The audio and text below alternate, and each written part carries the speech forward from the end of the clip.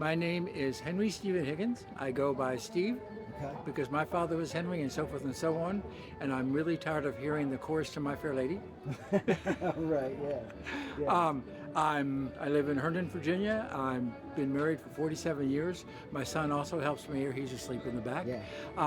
I whatever I can find, whatever that I can deal with, I put it in my art. Perfect example. Yeah. I was eating tuna fish one day, Okay. and so I made a flower out of So you it. made a flower out of a tuna fish.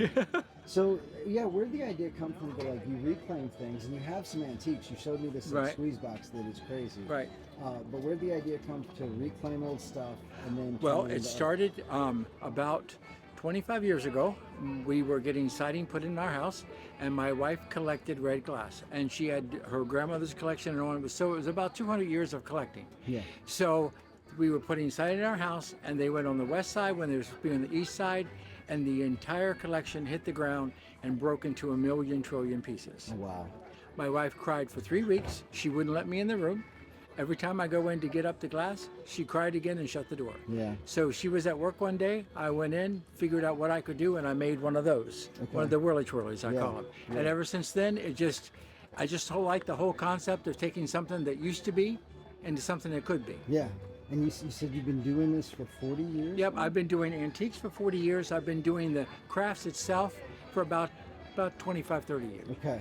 And then how many, you've been coming to Watermelon Pickers Festival for quite a while too? Yeah, I've been here since for 22 years. 22 years. The very first year, I was helped my sister with the concession stand, and then they came to me and asked me, did I know any crafters? And so I was the very first crafter that they ever had. Me and a person that sold pottery. Wow, that's cool. So how is the festival? I mean, I know it changed locations and everybody Right. talks about that.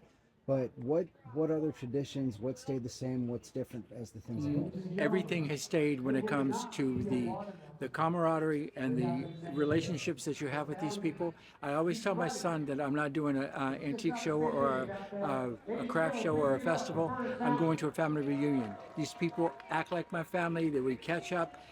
Jen has been with me for a very long time. She's has her own business, but we always meet here, and it's just like we always make sure we're next to each other because we got each other's back. Yeah. Just the whole feeling of just brotherly love, I guess. Yeah, that's cool. And it's just, you feel it, like I said, you find out who's got married and who's had kids, and it's just a really great thing. I mean, it's interesting you say family reunion because a lot of family reunions don't happen anymore like they used to. Maybe Right. that's because the way, Facebook and all that stuff. Right. But you come here and you have that, what you just described reminded me of like actual family Right. reunions when I was a kid. You brought your son. He helps you exhibit. Right. and whatnot. Actually, Was he raised around his? my son basically sleeps on his blow-up couch, hangs out and eats, and just hangs out with me just because we have gone to Bonnaroo a few times as just a regular, person. And it all started with I was coming home from Bonnaroo one year, and I said, and I'd been doing this already.